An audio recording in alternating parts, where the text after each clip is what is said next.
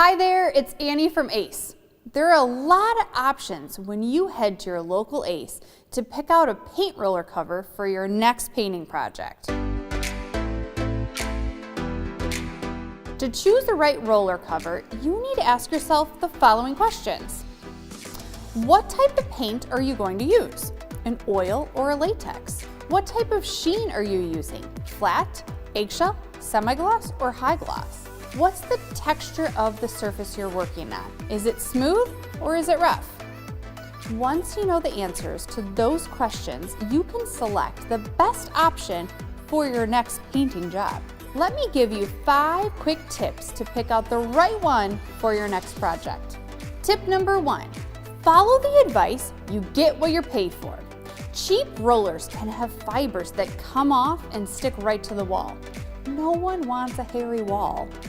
Plus, these are less expensive rollers, and when rolled in the paint tray, they don't hold their shape and they break down through all the painting process. All of our ACE branded rollers can be used with all paints, but we break down our paintbrushes and rollers by quality level to help guide you to achieve the best result for your project. Good rollers are recommended to use with flat sheens.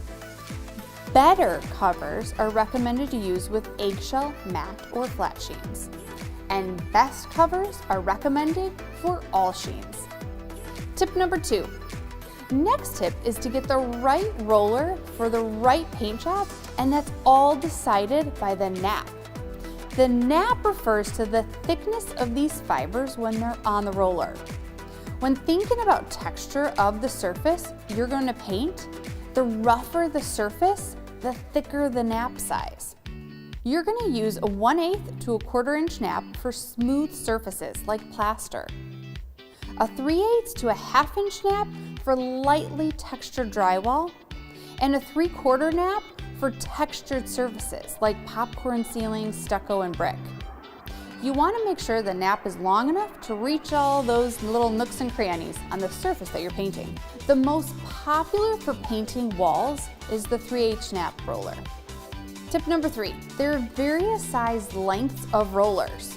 For the walls at your home, go with a 9-inch size. This is a manageable length, meaning it's easy to maneuver on the walls. Roller covers come in longer lengths, but imagine the weight of that longer roller cover and the handle and the paint that saturates it. It could be hard to maneuver on the wall. If you're doing something like panels, doors, or wainscoting, I recommend a smaller foam roller. Tip number 4, rollers are made out of different materials. Use rollers with polyester or nylon fibers with latex paint.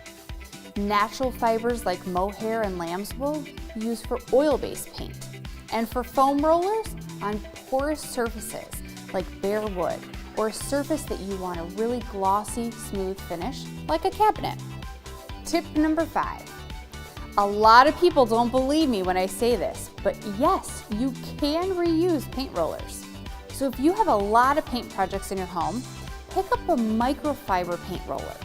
As long as the microfiber roller is used on a smooth, clean surface that doesn't have debris on it, it can be cleaned thoroughly and can last a pretty long time.